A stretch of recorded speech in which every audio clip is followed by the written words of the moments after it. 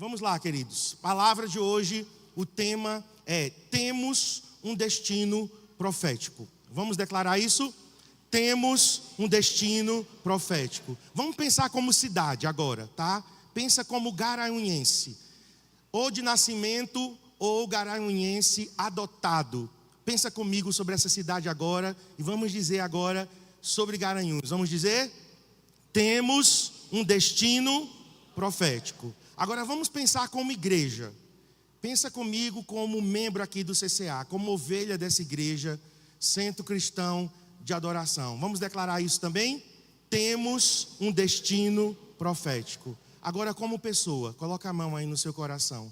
Pensa sobre você, teu nascimento, toda a tua trajetória, toda a tua vida, coisas boas e ruins, negativas e positivas, faz parte de um processo de Deus, porque todas as coisas cooperam para o bem daqueles que amam a Deus e daqueles que foram chamados segundo o propósito. Então diga comigo: eu tenho um destino profético. Romanos capítulo 11, verso 36. Eu fiz questão de colocar esse pincel com uma mão invisível, pintando um caminho para que alguém caminhe com ele, caminhe nele. E o caminho não está já todo traçado para a pessoa, né? Para Deus sim, para Deus que conhece começo, meio e fim, tudo já está amplamente ordenado por Deus. Mas para nós, que somos finitos, a gente não conhece o fim, a gente só conhece o que passou e o que está acontecendo no presente. Mas Deus já está no futuro nos aguardando. Olha para essa figura aqui. Ela foi profética para o CCA. Porque na nossa despedida, dia 5 de maio de 2007, nos deram um cartão de despedida, em um culto de despedida de envio, né? Deus foi muito generoso comigo e com o Cristiane, porque nós fomos enviados para começar o CCA, e nesse dia nos entregaram um cartão com essa figura aqui, com esse desenho. E cantamos a música Sonhos, de Cris Duran. Quando você chegar do outro lado, saberá que em todo tempo eu estive ao seu lado. O CCA nasceu debaixo dessa palavra profética. Então essa igreja tem um destino profético. Amém? Romanos 11, 36. Porque dele e por meio dele e para ele são todas as coisas. A ele, pois, a glória eternamente. Amém. Não foi combinado com Pedro e Abner, né? Inclusive as duas músicas finais têm tudo a ver com essa palavra. Então vamos lá. Porque dele, por meio dele, para ele são todas as coisas. Vamos de novo? Porque dele, por meio dele, para ele são todas as coisas. Queridos, vamos ficar com a primeira parte. Porque dele.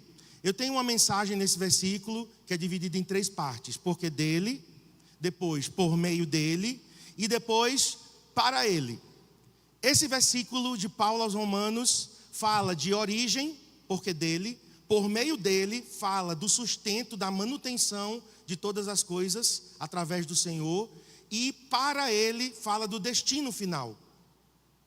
Então Paulo está dizendo, olha, Deus é a origem, Deus é que sustenta e Deus é o destino final de todas as coisas. Mas eu vou ficar apenas com porque dele.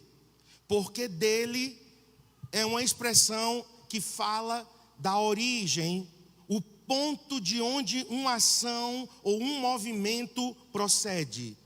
E eu gostei dessa outra explicação, de dentro de. Nós temos aqui uma preposição junto com um artigo pessoal, certo? Nós temos dele. Dele é a contração de mais ele. Fica dele. Em grego, que é a língua escrita do Novo Testamento, esta preposição indica a origem de um movimento, a origem de uma ação, o ponto de onde tudo começou ou de onde tudo saiu. Eu gosto de dentro de. Deus é a origem, Deus é o início, Deus é a fonte de tudo. Os astrônomos falam do Big Bang. Alguém já ouviu falar aqui do Big Bang? A grande explosão há bilhões e bilhões e bilhões de anos atrás, que deu origem ao universo. Mas os cientistas, os astrônomos, eles dizem que essa explosão foi do nada. E nós sabemos que nada acontece do nada.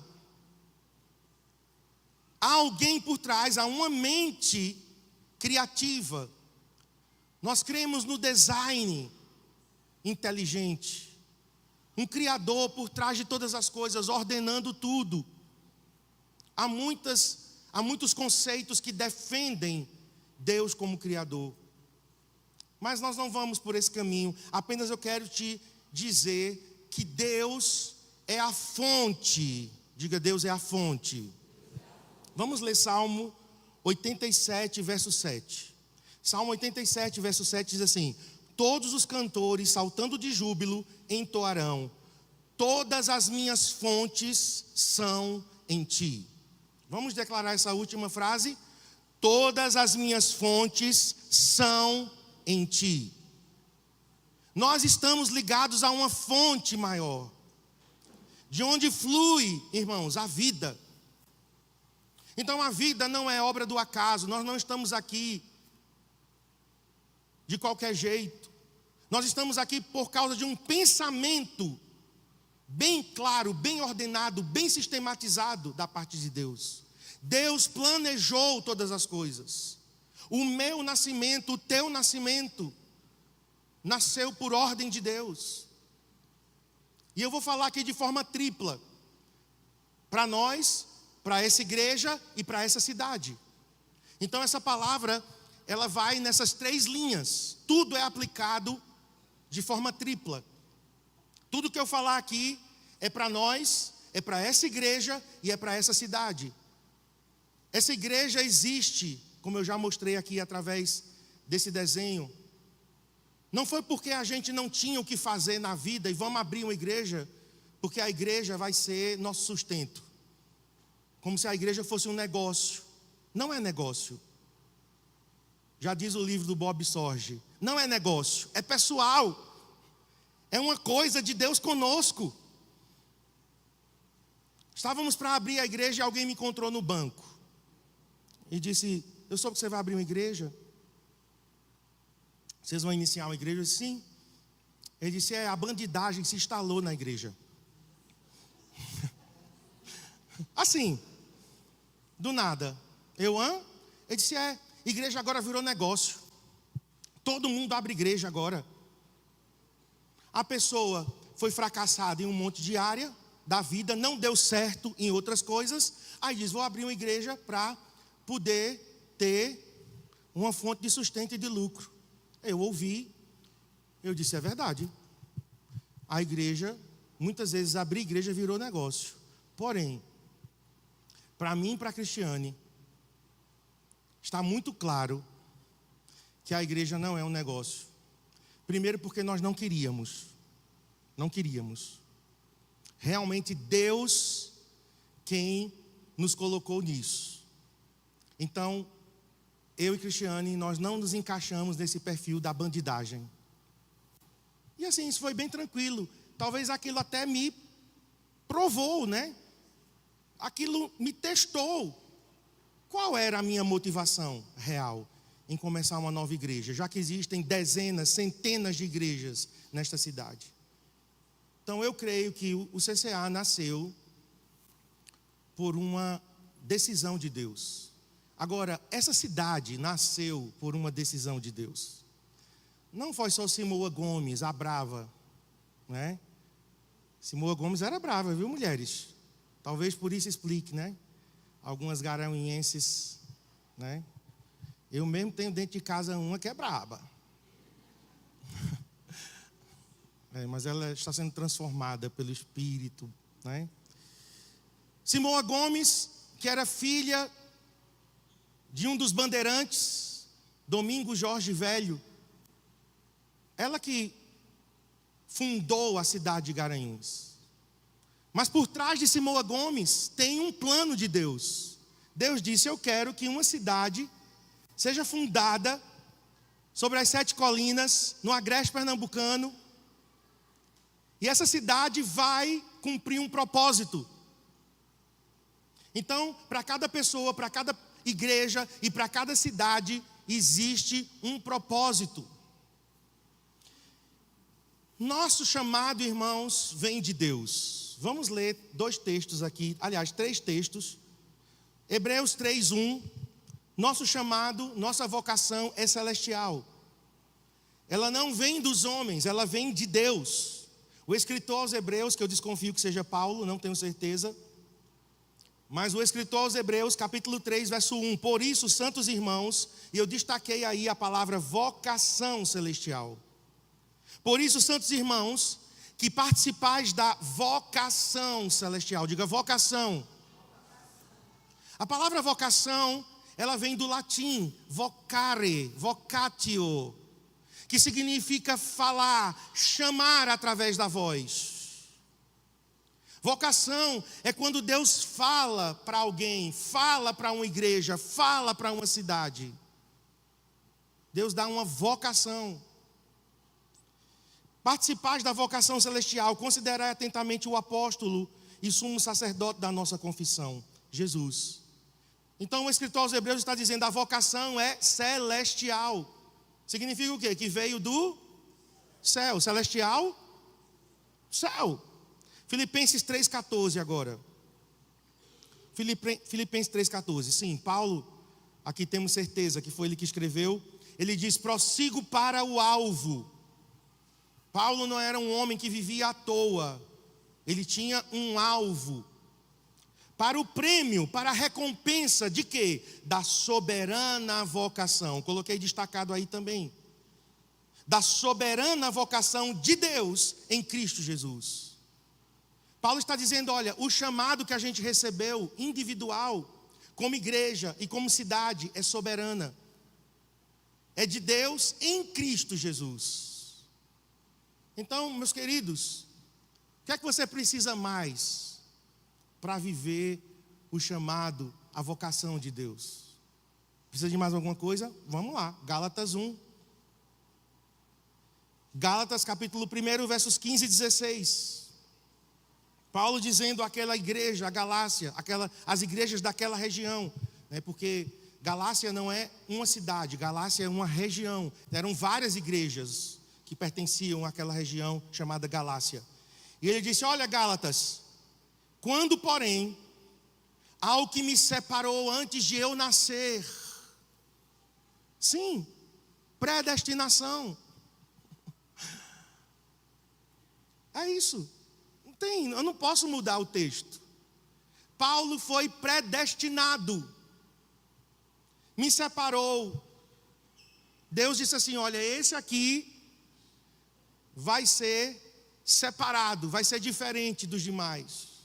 Me separou antes de eu nascer e me chamou. Olha aí.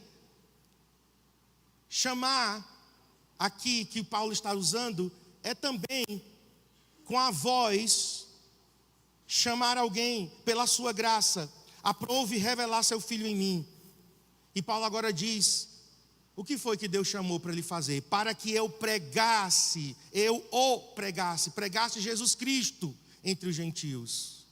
Então Paulo tinha muito claro, foi Deus quem me chamou, antes de eu nascer. Deus me chamou por sua graça, me separou antes de nascer, e Ele quis revelar Jesus Cristo para mim, para que eu pregasse entre os gentios. Pedro é apóstolo aos judeus, mas Paulo, está dizendo, eu sou aos gentios. Está muito claro, irmãos. E ele diz, sem detença, sem demora. Não consultei carne e sangue. Ou seja, ele não dependeu de pessoas. Carne e sangue aqui é pessoas. Ele não dependeu que as pessoas dissessem, muito bem, Paulo, você é um chamado para os gentios. Vai. Não. Ele recebeu esse chamado da parte de Deus. Antes de continuar, irmãos, eu quero te dizer, a responsabilidade é sua. É minha e é sua. Ninguém pode te chamar. Você está esperando que o pastor te chame, mas eu não posso te chamar. Porque o chamado é celestial, o chamado é soberano, o chamado é de Deus em Cristo Jesus. O chamado é antes de nascer, o chamado é pela graça. Eu não posso te chamar. A única coisa que eu posso fazer é reconhecer o teu chamado, é liberar o teu chamado. Eu e Cristiane temos uma missão, não é chamar ninguém. Ah, quem dera que todos fossem pastores. Sim, eu desejo, mas eu não chamo. Quem dera todos fossem missionários. Sim, eu desejo, mas eu não posso chamar. Eu já quis fazer isso, tolamente, neciamente, tentando fazer um papel que não me cabe. Com boa intenção, mas de boa intenção o inferno está cheio. Sinceramente, mas sinceramente errado. Né? Porque a gente tem esses argumentos. Não, mas foi com boa intenção. Sim, é suficiente? Foi sinceramente. Não é suficiente. Eu já errei, irmãos, em querer chamar as pessoas. E o Senhor disse, Marcos, para. Não é você que chama. Ei. Você está querendo fazer uma coisa que só eu faço. Você libera, você reconhece, você incentiva. Mas quem chama sou eu. Isso para mim trouxe alívio, irmãos. Saiu 300 toneladas das minhas costas, porque às vezes eu me sentia culpado quando alguém não tinha chamado. Olha que coisa mais tola. Isso trouxe um alívio, hoje eu estou livre. Porque eu sei que é Deus quem chama. Agora, me trouxe alívio, mas traz responsabilidade sobre você. Você vai responder diante de Deus pelo teu chamado, pelo teu propósito, pela tua vocação. Ei, não ache que você vai gastar a vida do jeito que você quer e não prestará contas diante do Senhor.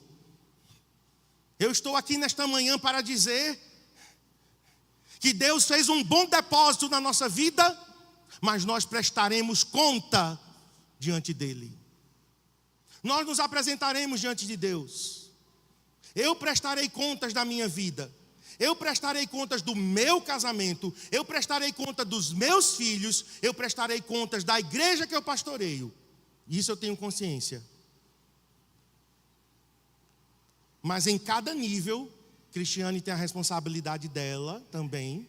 Vou prestar contas do meu casamento, claro, vou como esposo, mas ela prestará como esposa. Vou prestar conta dos meus filhos, mas eles também prestarão contas de suas vidas. Eu vou prestar contas desta igreja como pastor, mas vocês, como ovelhas, prestarão contas diante de Deus. No grande dia do tribunal de Cristo. Não do juízo final, tá? O crente não é julgado no juízo final. O crente passará pelo Bema. Bema é o tribunal de Cristo. Cristo estará sentado em uma cadeira, recompensando aqueles que viveram de acordo com o propósito de Deus. Então eu prestarei contas, queridos, da minha vida.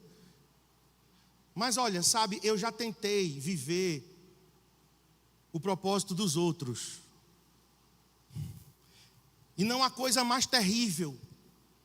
Isso gera uma angústia tão grande, um peso, porque você nem é você, você não consegue ser o outro. Eu já tentei ser pastor Iremar, por exemplo, que era o meu pastor. Pastor Iremar é um homem de Deus, um homem carinhoso, carismático. Pastor Iremar é daquele tipo que entra na casa e ele vai para a cozinha, e ele senta lá, dá boas risadas. Se ele puder, ele abre a geladeira. E eu não era assim. Eu já estou bem melhor. Mas eu não era. Isso gerava uma angústia tão grande em mim. Eu não sou como o pastor Emar. Eu tinha outro pastor companheiro, o pastor Almi. Sistemático, administrador, tudo organizado, tudo escrito. E eu não conseguia ser. Mas eu me comparava. Que coisa terrível. Uma vez uma pessoa chegou para mim e disse: pastor, tem um pastor aqui na cidade que ele é muito engraçado. Ele conta piadas. Por que você não faz isso? Eu digo: agora eu vou ser engraçado. Agora eu vou ser um contador de piadas. Eu não consegui. De vez em quando ainda conto uma piada, mas aí eu tenho que explicar a piada para todo mundo rir. Eu realmente preciso de amigos que riam das minhas piadas, né? Sabe aquele amigo de verdade? É aquele que ri das piadas sem graças que a gente conta. Eu vi isso em um pastor. A gente estava numa roda de pastores e tinha 2 pastores amigos. Um contou uma piada, gente, sem graça, insossa, e o outro, de repente, chegou, me assustei. Eu digo: esse é amigo. Esse é amigo. Porque não tinha motivo para ninguém rir aqui. E ele, na hora, disse: não, eu preciso fazer alguma coisa pelo meu amigo. Gente, eu já tentei ser engraçado. Até para uma pessoa assim, eu fui meio grosseiro, depois eu tive que pedir perdão, né? Porque a pessoa: não, pastor, seja mais engraçado. Aí eu disse: olha, eu sou pastor, não sou palhaço. Gente, depois me pesou a consciência. Mandei mensagem: me perdoe. Oh, meu Deus, para que eu fui falar isso? A pessoa: não, pastor, está perdoado. Mas assim, eu já tentei ser o outro. Alguém aqui já tentou ser o outro? Não, ninguém, né? Santinhos e santinhas que estão aqui. Tudo da cara lisa. O que mais temos nessa geração é isso. É a gente tentando ser o outro, é vestir a armadura de Saul. Mas vamos lá, daqui a pouco a gente volta nesse tema. Coloca aí: cada cidade, cada igreja, cada pessoa tem um destino profético traçado por Deus. Eu vou dar alguns exemplos aqui. Quando eu falo da cidade de Jerusalém, o que nós pensamos quando eu falo em Jerusalém? Redenção, diga redenção. A cidade onde Jesus morreu, derramou seu sangue. A cidade do Messias, a cidade do grande rei. Jerusalém, queridos, é a capital do mundo. De onde Jesus governará quando ele voltar. Estabelecerá o seu reino de 1000 anos. A Jerusalém celestial com a Jerusalém terrena, interligadas. Isso aí é um assunto que me fascina. Um corredor de glória unindo as 2 cidades. Jerusalém, redenção. Quando eu falo de Antioquia, Antioquia da Síria, porque tem 2 Antioquias. Tem Antioquia da Psídia e tem Antioquia da Síria. Antioquia é a cidade que a gente diz missões. De onde partiram os primeiros missionários, de onde Paulo e Barnabé foram enviados. Os cristãos foram nomeados nessa cidade pela primeira vez. Cristãos, pequenos cristos. Antioquia era uma igreja linda, profetas, mestres, missionários. Então, Antioquia tinha um propósito. Garanhuns. Eu poderia falar aqui uma lista de cidades, tá? Eu gosto muito desse tema. Inclusive, tem um livro que fala sobre o dom redentivo de cada cidade. O dom redentivo de cada cidade. Cada cidade tem um dom dado por Deus. Eu já li muito sobre Garanhuns, já li a história de Garanhuns. Tem um livro do Alfredo Leite Cavalcante. O Centro Cultural tem o nome dele, né? E ele foi um historiador garanhuense. Ele escreveu sobre a história de Garanhuns. Eu já li sobre a hecatombe de Garanhuns. Eu já li sobre a história. Eu já li a Bíblia e o Bisturi. Primeiro missionário que plantou a primeira igreja na região. Dr. George Butler. Eu já li sobre Ciboa Gomes. Eu preciso entender o que é que Deus tem para essa cidade. E antes que Garanhuns fosse cidade, elevada à posição de cidade, as pessoas vinham de Recife. Trouxeram o trem, a Maria Fumaça, porque a viagem era no lombo de animais. E era muito longa, mas com o trem, finalmente Garanhuns ficou acessível. Claro, não como o carro hoje, que é 2h40, né? Alguns aqui já fizeram em 1h50 daqui para Recife. Eu já consegui 2h40, tá? Da porta de casa até a entrada lá no Curado, 2h40. Vamos lá, arredondando, 3 horas. Mas naquela época o trem encurtou a viagem, Recife-Garanhuns, em 6 horas. E as pessoas vinham para Garanhuns por causa do clima, da água, pessoas que tinham doenças respiratórias. O Hotel Tavares Correia era chamado de sanatório. Era um misto de hotel, spa, clínica de repouso. As pessoas vinham para respirar o ar puro de Garanhuns, serem curadas. Depois os grandes colégios foram fundados em Garanhuns, Colégio Presbiteriano 15 de Novembro, Colégio Santa Sofia, Colégio Diocesano de Garanhuns, todos com internatos. Então vinham alunos de todas as partes do Brasil morar em Garanhuns por um tempo para serem educadas. A gente não conhece muito dessa história, especialmente as gerações mais novas. Não temos mais colégios aqui com internato. Acho que o único colégio que temos internato no estado é o Adventista. Mas Garanhuns era uma cidade que recebia pessoas, as pessoas eram curadas, as pessoas eram educadas e depois elas eram enviadas. E eu comecei a orar, disse: Deus, será que esse é o nosso chamado? Como cidade? Garanhuns tem, segundo o censo de 2022, 142 mil habitantes. Mas por dia, milhares de pessoas vêm das cidades ao redor de Garanhuns para serviços médicos, serviços bancários, estudar. Vão e voltam. Será que será que esse não é o nosso chamado? Na Igreja Presbiteriana Central, existe uma placa bem na entrada. Eu vou lá um dia tirar uma foto. Existe uma placa lá. No centenário da Igreja Presbiteriana, no ano 2000, se não me engano, colocaram essa placa. E nesta placa está escrito que Garanhuns é uma Antioquia para o Nordeste. E eu cresci ouvindo esta palavra. Eu cresci ouvindo isto. Na igreja que a minha mãe fazia parte, veio um pastor de São Paulo, um profeta, em 1972. Eu não era nascido ainda, mas a pastora Cleo era, ela estava lá. Nem vou dizer a idade que ela tinha, viu? Senão ela vai se ofender comigo. Cadê ela? Está aqui? Está escondida. Esse pastor, ele veio de São Paulo, e sabe o que ele disse? Garanhuns, ele não sabia dessa profecia, porque os presbiterianos não usam esse termo, né? Profecia. Não, foi, como é que eu posso dizer? Foi uma declaração, não é? Foi uma declaração. Alguém fez uma declaração, e ninguém sabia dessa declaração. Aliás, esse pastor não sabia, e ele veio de São Paulo, e a minha mãe me dizia: Marcos, ele disse, Garanhuns é uma Antioquia. Então, queridos, por que eu estou falando disso? Para que, como garanhuenses, a gente entenda que a nossa cidade tem um chamado de Deus.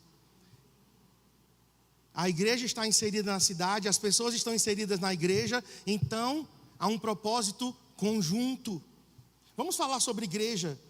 Eu não coloquei o nome de igrejas, claro, mas a igreja A, uma igreja aí, pensa aí em qualquer igreja agora. Igreja local, pensa aí. Pensou? Deus tem um chamado para aquela igreja que você pensou. Pensa na igreja B. Outra agora. Deus tem um chamado para essa outra igreja que você pensou. E eu coloquei a frase: ser uma igreja relevante e reticências. Porque cada igreja tem um chamado para ser relevante. Uma igreja de alto impacto, uma igreja que vai fazer diferença, uma igreja que vai pregar o verdadeiro evangelho, mas de forma muito clara, muito simples, poderosa, ungida pelo Espírito Santo, e que vai influenciar um bairro, uma cidade. Vamos pensar no CCA agora. Eu escrevi isso aqui em 2007. Essa frase que eu vou ler para vocês nasceu nos primeiros meses da igreja. Eu procurei um pastor que era design gráfico, pastor André. Ele não mora mais em Garanhuns. Eu disse: André, eu quero que você desenvolva uma logomarca para a nossa nova igreja. O nome vai ser Centro Cristão de Adoração. Ele disse: tá bom, eu vou orar. Ele era um profissional do design gráfico, mas ele era crente. Então ele disse: eu vou orar. Quando eu tiver algum rascunho, alguma ideia, eu te mostro. Se você aprovar, a gente segue em frente no desenvolvimento da ideia. E quando ele trouxe para mim, ele disse: aí, tá certo. É isso aí. Era um C. Vem cá, querida, com a camiseta. Seja aqui minha modelo. Foi combinado não, tá? Não fique nervosa não, viu? Vire agora para eles. Olha aí. Era um C, era outro C, era um A, e no meio do A tinha um ponto. Pode sentar. E eu perguntei a ele: o que é esse ponto? Ele disse: esse ponto é o alvo, que é Jesus. Vocês têm um alvo, Marcos. E aí eu escrevi a declaração de propósito do CCA. Coloque aí, por favor, a declaração de propósito. Sei que a letra está um pouco pequena, era muita coisa, mas vamos lá. O Centro Cristão de Adoração tem como propósito alcançar os não crentes a fim de que sejam salvos. Isso é evangelismo. Fazer dos salvos verdadeiros discípulos, que é o discipulado. Criar e manter relacionamentos de proteção e ajuda, comunhão, através das células. Equipar os discípulos para que sejam líderes, treinamento. Que serão enviados ao mundo para reproduzir, isso é serviço. E tendo Jesus como modelo e alvo principal para a glória de Deus, isso é adoração. Eu escrevi isso em 2007. Não existia nada ainda. E o Senhor me guiou para escrever essas palavras. Então, o CCA, ele é uma igreja singular no sentido de individualidade. Assim como você é singular. Então, não tem como você comparar o CCA com outra igreja. Isso não é justo. Como comparar outra igreja com o CCA, não é justo também. Por quê? Porque cada igreja tem o seu DNA. Cada igreja tem o seu chamado. Cada igreja tem o seu propósito específico. Então não adianta alguém dizer: mas na igreja A não tem pastora. Então o CCA também não deve ter pastora, blá, blá, blá, blá, blá, blá, blá. Não. Eu estou muito convicto de quem somos, e do porquê somos, e do que temos, e dos valores que temos, e dos princípios que temos. Então, se alguém vem para o CCA e não concorda com pastora, significa que ele precisa ir para outra igreja que não tenha pastora. É simples, meus irmãos. Eu já passei dessa fase. Eu estou com 51. Não é uma boa ideia não, viu?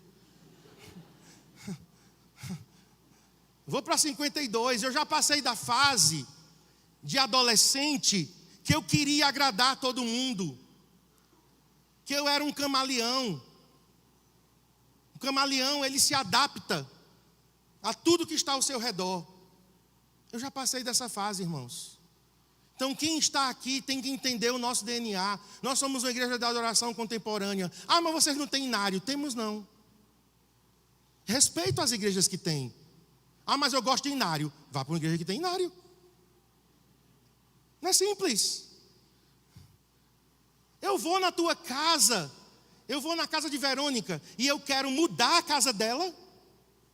Não, Verônica, na minha casa, a geladeira... Mas aí, vá para a tua casa. Na tua casa manda tu, na minha casa manda eu. Então o CCA tem uma identidade, irmãos, adoração. Uma busca por avivamento. Vocês falam em línguas no microfone. Falamos.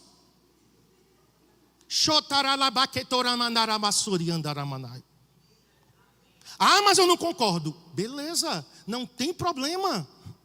Você vai para uma igreja onde não se fala em línguas no microfone. Vocês entendem, irmãos, que às vezes nós estamos querendo ser os outros e a gente nem é os outros, nem é a gente. Nós passamos dessa fase.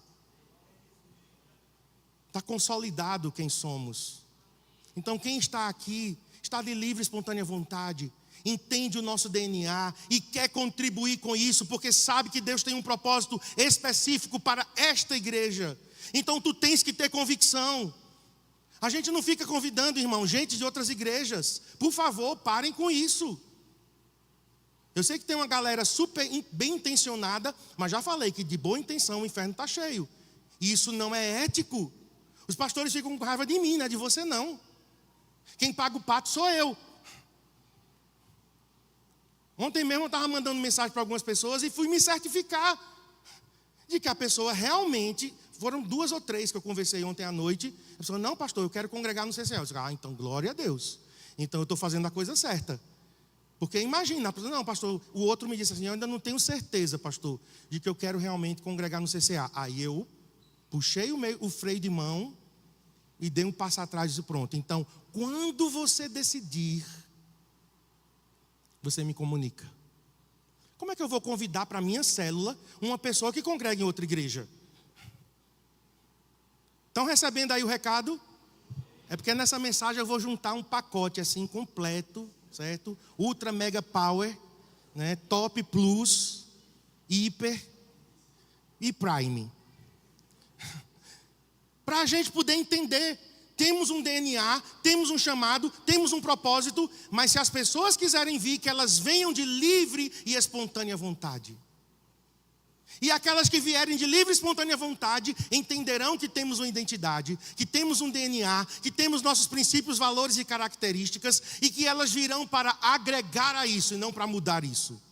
A menos que fosse pecaminoso, né? E se for pecaminoso, não era nem para a gente estar aqui. Vamos embora. Como é que você vai estar debaixo de uma liderança em pecado? Parede preta. Somos uma igreja que tem parede preta. Daqui a pouco a gente vai ter parede branca. Daqui a pouco nós vamos ter parede laranja. Sei lá. Porque isso aqui para mim não é doutrinário. É apenas uma questão estética, de visual e de fotografia. Só isso. Mas nós temos que ter certeza de quem somos. Então por isso que essa frase que eu escrevi, essa declaração de propósito, para mim ela resume tudo que somos: adoração, avivamento, missões, células, discipulado. Está aqui. 5 colunas. Eu já preguei sobre os 5 porquês do CCA. O nosso DNA. Então glória a Deus por sua vida. Se você está aqui congregando conosco, e se você tem certeza e se você tem convicção de que esta é a tua igreja, que nós somos teus pastores, então vamos lá.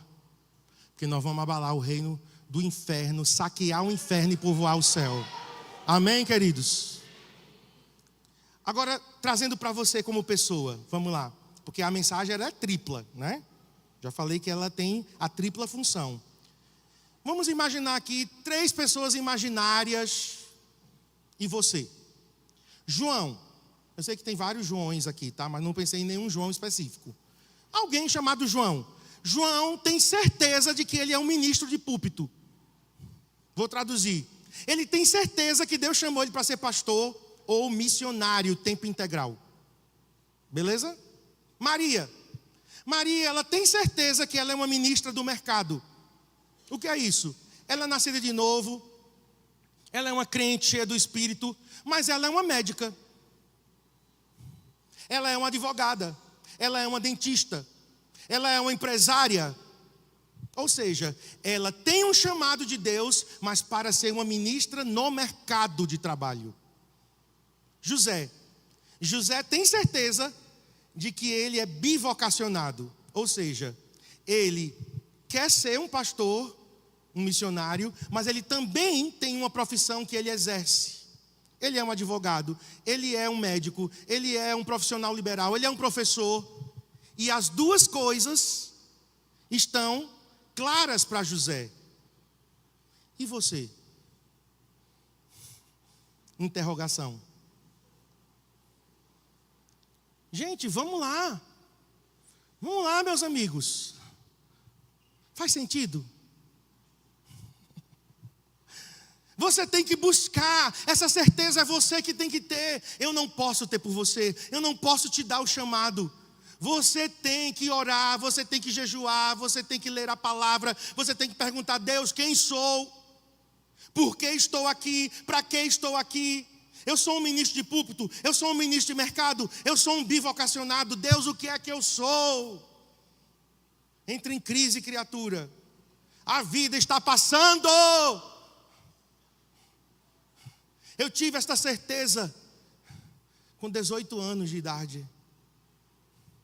18 anos, eu estava em São Luís do Maranhão, acompanhando o meu pastor. E naquela viagem, Deus me deu certeza certeza do meu chamado. Fui para a Bolívia. Voltei, fui para Brasília.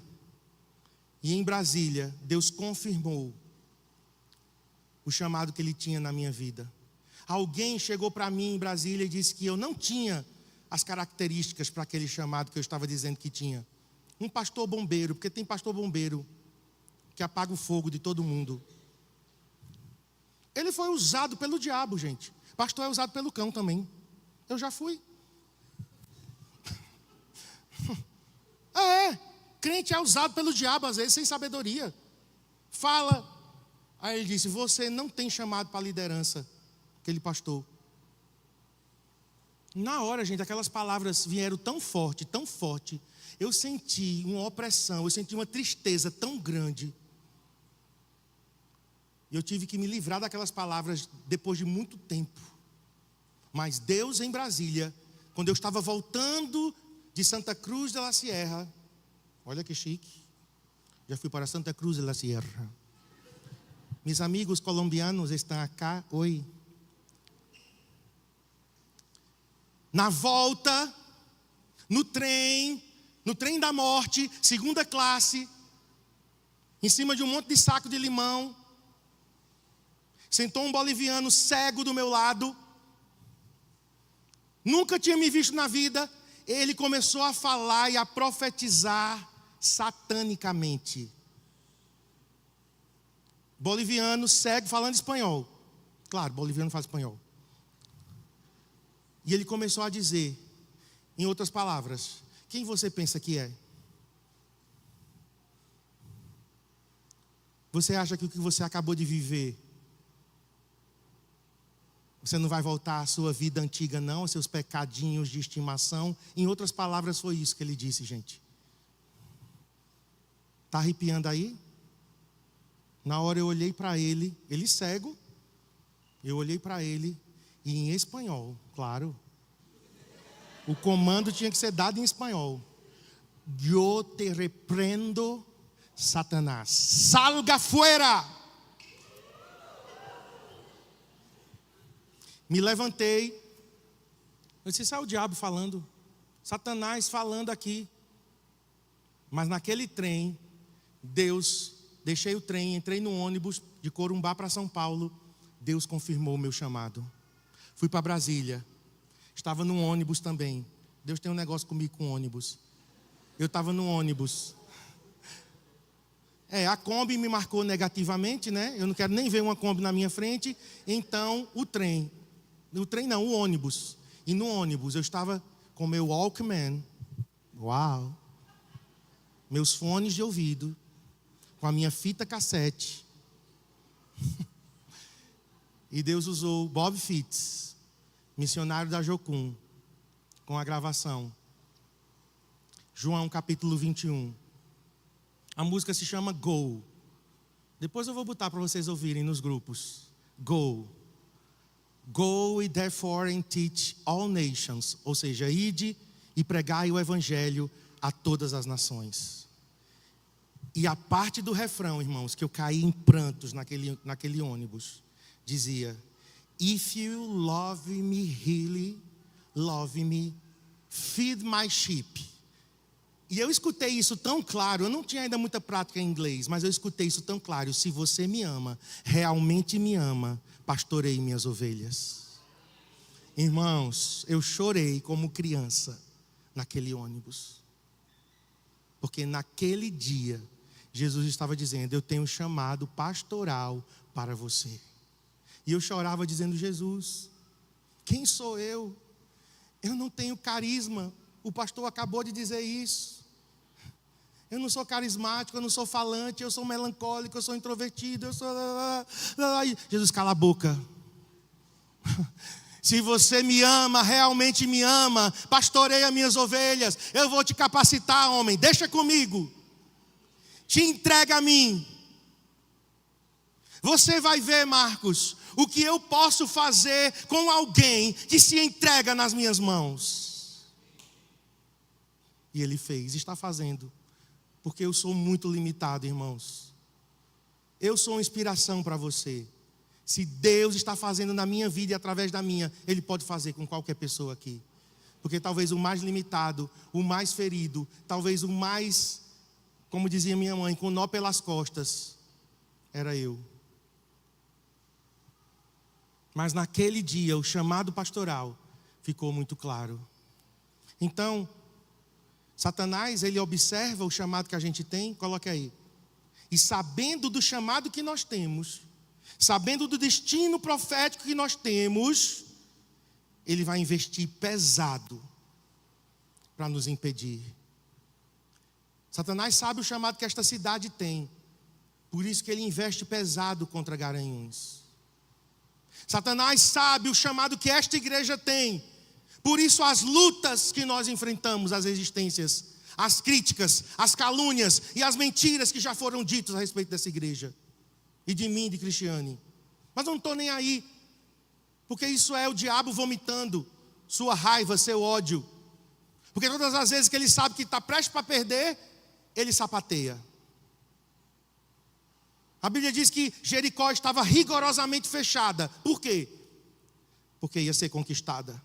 Então todas as vezes que eu vejo o diabo sapateando, dando polpa, bufando, aí eu digo, eita, então está no caminho certo, aleluia. Estamos fazendo a coisa certa. Investe pesado para que uma pessoa, uma cidade, uma igreja se desvie do seu destino, passe a viver para si mesma. O diabo quer que tu vivas para tu mesmo. Ele quer que você se preocupe só com as suas coisas e você não estará incomodando ele de jeito nenhum. Ele não quer nem te impedir de vir no culto domingo. Fica aí sentadinho, SSSS, sentado, satisfeito. E o outro S eu esqueci agora. Ele quer você aí tranquilinho, pianinho. Mas no momento que você diz, vou cumprir o meu propósito, o inferno vai se levantar. Alguns exemplos aqui, irmãos. Cidades que não cumpriram seu propósito. Ao menos uma delas foi destruída, as outras ainda não, nem serão, em nome de Jesus. Sodoma. Pecado de orgulho. A gente acha que o pecado de Sodoma era sexual, mas o pecado de Sodoma era o orgulho. Era a abundância de bens e não ajudava os pobres. Leia em Ezequiel 16. Juazeiro do Norte, Aparecida. Embora a realidade está mudando de Juazeiro do Norte, viu? Juazeiro do Norte é outra cidade. E vamos ver em Aparecida também acontecendo isso. Espírito de religiosidade que domina a cidade. Todo mundo vai lá por causa de uma religiosidade. Eu coloquei aqui Olinda e Salvador. Quando a gente fala carnaval. Você acha que esse foi o propósito de Deus para essas cidades? Claro que não. Há um dom redentivo e quem mora lá que descubra. E Garanhuns? Garanhuns está emaranhado há anos em competição com Caruaru. Será que é por isso que a gente não compete com outras igrejas? Que é o mesmo demônio. As igrejas em Garanhuns competem. Quem é a melhor, quem é a maior, quem é o pastor mais bonito? Eu sou o mais bonito. Certo? Uma cidade que vive se comparando. Um sentimento de inferioridade. Garanhuense tem um recalque.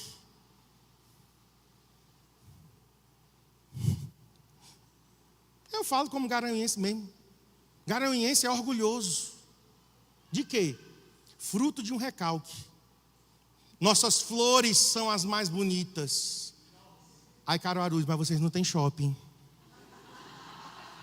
Aí o garanhuense, Nossa água mineral. Ai, Caruaru, mas nós temos o maior São João do mundo. Nós temos prédios.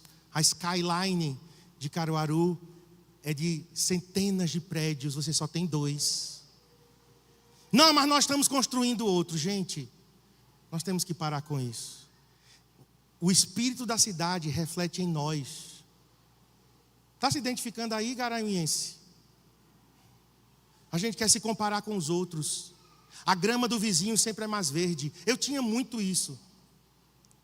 Eu ia falar isso no dia que Géser veio aqui, né? Mas não queria encher muita bola dele.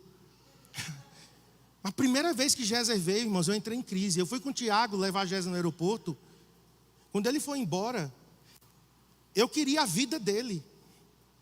Eu dizia, isso aqui é felicidade. De aeroporto em aeroporto, de avião em avião. Eu queria essa vida. Eu vou viajar de avião. Eu vi Géser entrando no avião, eu entrei em crise. Eu queria a vida dele. Ministro de louvor, ministro de adoração, usado por Deus. Tiago não sabia, estava do meu lado e eu em crise lá.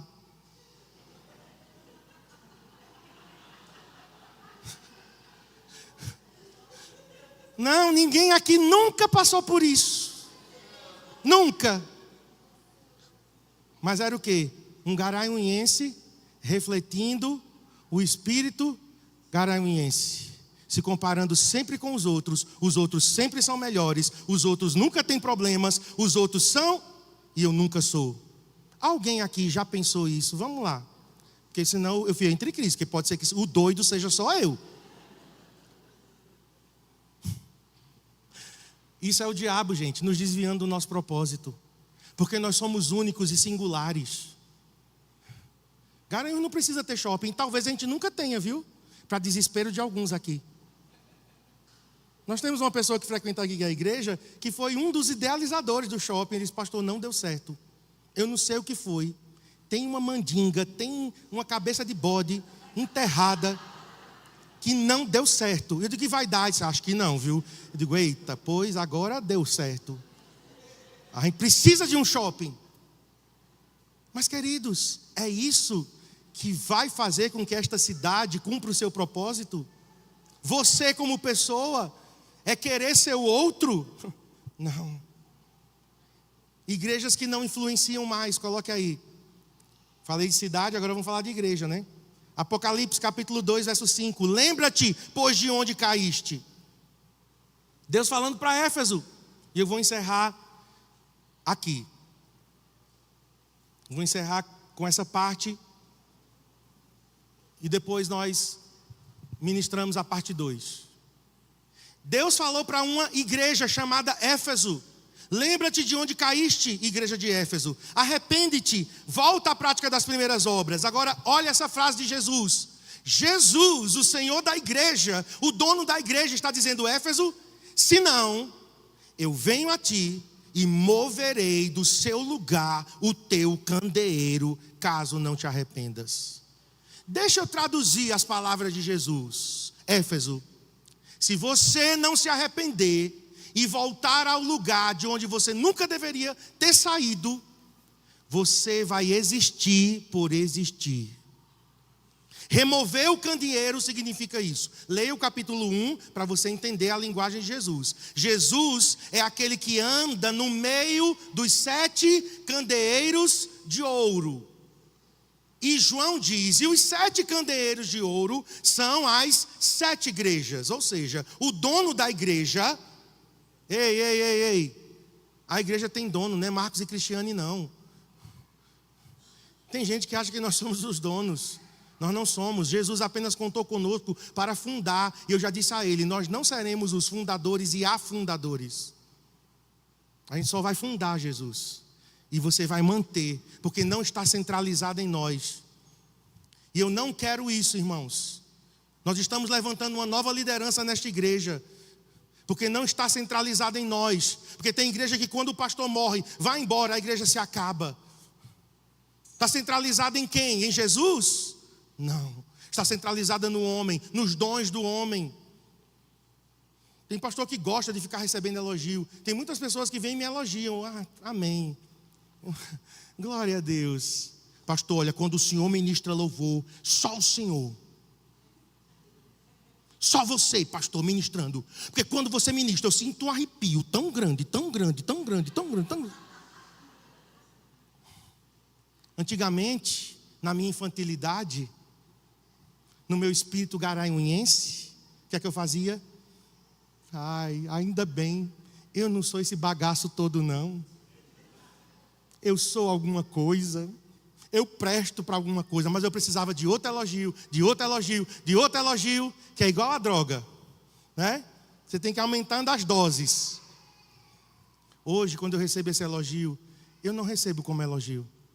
Claro que eu não vou ser mal educado com a pessoa, porque ela está sendo até carinhosa comigo, mas ela não está enxergando.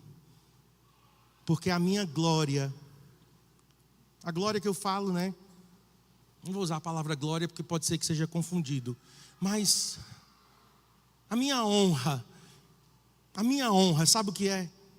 É ver meu filho, é ver Pedro, é ver Adriel, é ver Manu, Darice, os que ministram adoração aqui, Eduardo, todos os que ministram adoração aqui, Dayana, Camila. A minha honra é vê-los crescendo mais do que eu. Porque no dia que eu partir desta terra, continuará. Não vai morrer comigo. Isso é o maior fracasso de um líder. Tudo centralizado nele. No dia que ele morre, morre tudo. Anos de trabalho foi por água abaixo. Que glória, que honra tem nisso, irmãos. Isso você só consegue com maturidade, viu? E depois de muita lapada nas costas. Porque a gente quer ser o centro das atenções. Vamos ser bem sinceros. Mas hoje, alguém chegou para mim, pastor, a palavra que Tiago pregou, a palavra que José Milton pregou, a palavra de Ingrid aqui na quarta-feira, irmãos. Quando eu vejo as pessoas dizendo, eu fui muito tocado, eu fui muito abençoado, eu digo, oh, aleluia, Deus, obrigado, porque nós estamos liberando pessoas. Porque antigamente era eu e Cristiane para fazer tudo aqui. Aqui não, né? Aqui em cima. Eu tocava violão. Se pudesse botava uma zabumba no meu pé. Era uma gaita na minha boca. E eu parava de cantar e tocava. Eu fazia tudo, discipulava 20. E não tinha ninguém. Por quê? Porque estava começando. Mas justifica 18 anos depois eu estar fazendo tudo? Isso é uma desonra para mim. Isso significa um fracasso. Você é um líder fracassado. Ontem eu assisti o culto aqui da Fire pelo YouTube. Não preciso nem ir lá. Está acontecendo. A Flame, as células, os ministérios. Hoje eu ministro louvor aqui. Sabe por que eu ministro louvor? Ainda. Porque eu gosto muito de ministrar louvor. Porque eu ainda estou inspirando, ainda estou ensinando. Mas sinceramente, irmãos, se eu hoje parasse de ministrar louvor, esta casa não ficaria desprovida. Não é verdade? Esta é a glória. Esta é a honra. Quantos estão entendendo aqui? E eu vou terminar com isso. Igrejas que não influenciam mais. Por quê? Porque Jesus disse, vou tirar o castiçal. Eu vou tirar moverei do seu lugar o teu candeeiro. Eu já disse isso para Jesus. Jesus, nunca eu quero que isto aconteça com o CCA. Nunca mova o candeeiro do CCA, Senhor. Que esta igreja continue sendo influente, iluminando, brilhando. Que esta igreja continue sendo e fazendo a diferença. E por último, irmãos, pessoas. Já falei de cidades, de igrejas, pessoas. Coloque aí. Pessoas que não sabem para que nasceram e querem viver o propósito dos outros. Olha para mim. Será que você não escolheu o curso errado?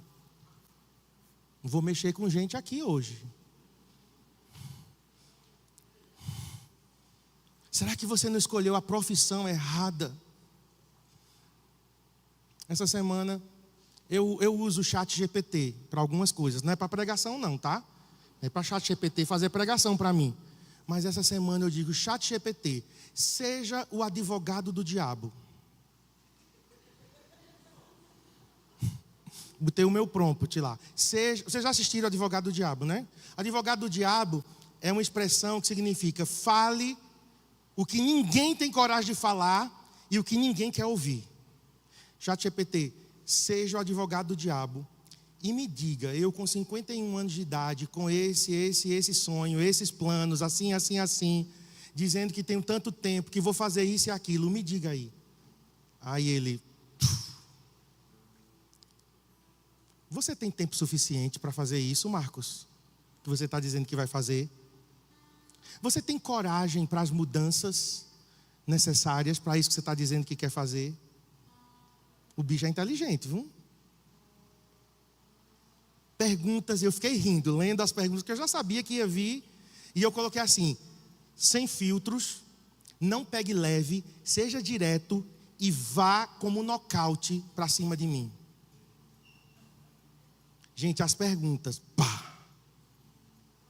Eu tenho que me questionar. Você tem que se questionar. Primeiro aqui, por que você não está cumprindo o seu propósito? Você escolheu o curso errado, a profissão errada? Você começa e não termina? Porque talvez você escolheu o curso certo, você escolheu a profissão certa, mas quando os obstáculos surgem, você é do tipo que retrocede. Qual outro motivo? Teria muitos, mas vamos encerrar com isso aqui. Qual outra desculpa? Qual outro motivo? Qual outra razão que você dá para não cumprir o propósito que Deus tem para a tua vida? É falta de coragem? É porque você não quer desagradar alguém? É o quê? É um pecado que te prende, porque o pecado suga todas as forças e todo o propósito? É o quê? Vamos. Eu quero te instigar, porque a vida está passando. Quando eu recebi o chamado de Deus, eu tinha 18, hoje eu tenho 51. Quando começamos essa igreja, eu tinha 30 e poucos. 18 anos passaram. E aí? Você vai fazer o que realmente Deus te chamou para você fazer? Eu termino essa palavra com isso. Parte 2 vem depois. Fique em pé. É para detonar mesmo. Porque a vida passa com rapidez, irmãos. E haverá o dia da prestação de contas. Não fique iludido, achando que você vai gastar a sua vida como você quiser. Haverá o dia da prestação de contas. Se você realmente é um filho de Deus, uma filha de Deus, você comparecerá diante do Pai. E Ele vai dizer: presta contas da tua administração. Eu te dei 1 talento, o que fizeste com ele? Eu te dei 5, o que fizeste com ele? Eu te dei 10, o que fizeste com ele? E olha que Jesus não estava aqui discriminando quem recebeu 1, 5 e 10. A única coisa que Jesus queria era o quê? O patrão, né? O dono. Que eles multiplicassem. 1, multipliquem mais 1. 5, multipliquem mais 5. 10, multipliquem mais 10. Era só isso. Quem multiplicou 10 e 5? Servo bom e fiel. Mais 1. Eu tive medo. Eu tive medo e enterrei. Porque o Senhor é um Senhor muito severo. Eu tive medo. E o Senhor disse: servo mau e negligente. Porque pelo menos não pegaste e aplicaste o talento num banco para correr juros. Assim não seria totalmente desvalorizado. Um talento enterrado é uma perda. Feche seus olhos. Pergunte ao Senhor agora, como pessoa, né? Eu acho que a aplicação pessoal é a mais forte. Porque como igreja, eu estou perguntando com Cristiane: o que é que tu tens para nós, Senhor, nesse tempo, nessa hora? Como cidade, não sou eu que vou mudar Garanhuns, longe de mim. Os pastores dessa cidade também precisam se preocupar qual o chamado dessa cidade. Mas como pessoa, aí é cada um. É cada um. Pensa agora, antes de terminarmos esse culto. O que está acontecendo? Que postura errada você tem tomado? Que direção errada você tem tomado? Os ouvidos que você tem dado às mentiras do diabo, tentando te desviar, tentando te prender em pecados. Porque uma pessoa no pecado não vai cumprir o propósito de Deus. Uma pessoa distraída, faz um curso, uma faculdade que não gosta, está numa profissão que não gosta, somente pelo dinheiro. Dinheiro não é suficiente. Você tem um propósito, você tem que alinhar sua vida ao propósito. ministros de púlpito, ministros de mercado, ministros bivocacionados. É assim que Deus nos vê. Tem pessoas aqui que não serão pastores, não serão missionários, e você não estará em pecado por isso. Não, nós temos hoje uma outra mentalidade. Amadurecemos. Tem pessoas aqui que serão excelentes profissionais, representarão Jesus nas suas profissões. Tem pessoas aqui que ganharão muito dinheiro para você investir no reino de Deus, sustentar missionários, abrir igrejas. Isso sim, irmãos, é entender o propósito. Mas tem pessoas aqui que abrirão mão de suas vidas profissionais e serão ministros de púlpito em tempo integral. Isso não vai te fazer sentir inferior e infeliz. Você não vai ficar pensando no dinheiro que você poderia estar ganhando, porque você sabe que tem um chamado. E tem gente aqui que vai para outro país e não voltará, porque morrerá lá martirizado. E aí? E tem gente que vai morrer de velhice. O propósito de Deus é diferente para cada um de nós. Tem gente que nunca sairá de Garanhuns para outra cidade, para outro estado, para outra nação. Tem pessoas que irão longe, irão para outras fronteiras, mas o propósito para cada um é diferente, é individual. Então não vamos nos comparar. Porque Maria Vitória está na Alemanha. Sim, mas você é Maria Vitória? Não. Então deixa ela cumprir o propósito dela. Você não é obrigado a ir para outra nação, a menos que Deus te chame para isto. Mas eu sei que tem aqui pessoas que são chamadas. Agora é a resposta que nós daremos. E outros bivocacionados terão suas profissões, ganharão dinheiro e serão ministros também, pastores ordenados. Então, queridos, é a tua jornada com Deus. Vai em busca das tuas respostas. Vai em busca das tuas respostas. Eu entrevistei esse rapaz aqui, que foi enviado como líder essa semana, e eu amei a resposta dele. Eu disse: meu filho, por que você quer ser líder de célula? Ele olhou nos meus olhos e disse: pastor, porque eu quero ser pastor. Ah, você entendeu. Você entendeu. É muito bom quando você encontra alguém assim. Não, eu quero ser líder de célula por causa da visão do MDA. Ah, para com isso. Para com isso. Eu quero ser líder de célula porque é status. Porque aqui só é valorizado quem é líder. Ah, meu irmão, minha irmã, nós passamos dessa época. Mas quando alguém diz: não, eu tenho chamado pastoral, pastor, eu vou ser pastor, e eu sei que para eu ser pastor eu preciso primeiro ser líder de célula, cuidar bem de uma célula. Olha a certeza. Senhor, dá-nos certeza do nosso propósito, dá-nos certeza do nosso chamado. Dá-nos certeza, Senhor, como pessoas, como igreja e como cidade.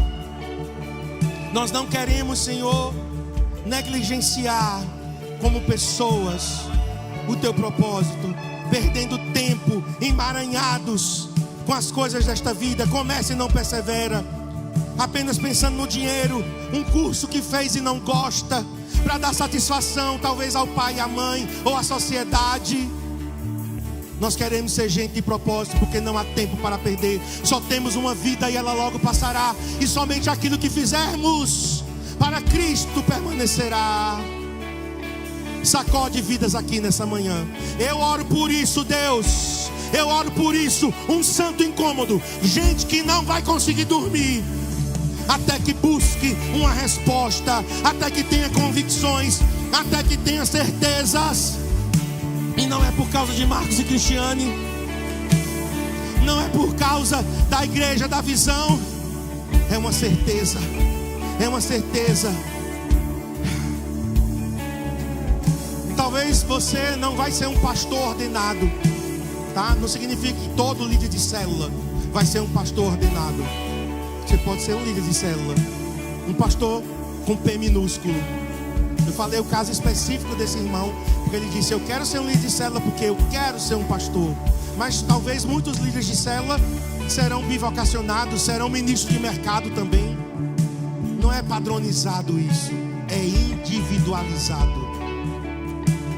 Então, eu queria que você orasse com alguém agora, antes da gente terminar. Ora pelo teu irmão, pela tua irmã e diz: Senhor, gera convicção do teu propósito. Gera convicção do teu propósito. Gera certeza do que o Senhor tem para a vida do meu irmão. Propósito eterno.